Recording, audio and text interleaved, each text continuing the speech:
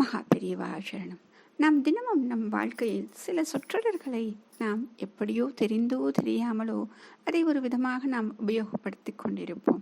அப்படித்தான் நான் கொடுத்து வைத்தது அவ்வளவுதான் என்று சொல்வோம். இங்கே இந்த கொடுத்து வைத்தது அப்படிங்கிறது எவ்வளவு, அது என்ன கொடுத்து வைத்தது அப்படிங்கிறதுக்கு அழகா திருமூலர் சொல்லுவார், புண்ணியம் செய்தவர்க்கு பூவும் நீரும் உண்டு அப்படின்னு சொல்லிட்டு.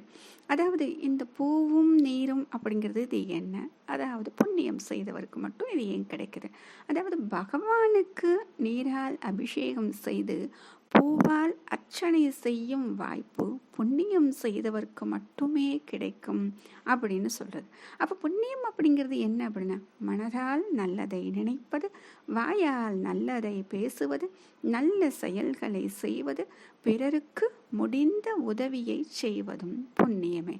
சரி, எப்போ கொடுத்து வச்சது அப்படிங்கிறது என்ன ஆகுது, நம்ம போன பிறவியில புண்ணியம் செஞ்சிருந்தா கண்டிப்பாக நமக்கு இந்த பிறவியில் அனைத்தும் நன்மையாக அமையும்.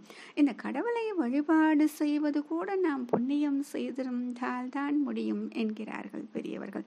அதனால தான் சௌந்தர்ய லகரியில கூட ஆச்சாரியால் சொல்லும் பொழுது முதல் ஸ்லோகத்திலேயே சொல்லுவார், புண்ணிய பலனின் காரணமாகவே இந்த நூலை படிக்கும் பேறு பெற்றாய், இல்லாவிட்டால் எப்படி கற்க முடியும் அப்படின்னு சொல்லிட்டு ஆதிசங்கரர் சொல்வார். அவர் மட்டும் கிடையாது, நாராயணியத்திலையும் முதல் ஸ்லோகத்தில் அவர் அதான் சொல்லுவார், குருவாயூரப்பனின் அருள் பிரபாவத்தை புண்ணியம் செய்ததால் தான் கற்கிறாய் அப்படின்னு சொல்லிட்டு நாராயண பட்டத்தில் சொல்லுவார்.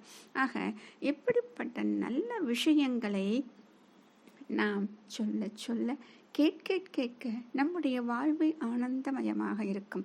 ஆக இது கேட்பதற்கும் சொல்வதற்கும் எழுதுவதற்கும் மற்றவர்களுக்கு சொல்லிக் கொடுப்பதற்கும் நாம் கண்டிப்பாக கொடுத்து வைத்திருக்க வேண்டும். எப்படி? புண்ணியத்தை கொடுத்து வைத்திருக்க வேண்டும். மகா பெரியவா சரணம்.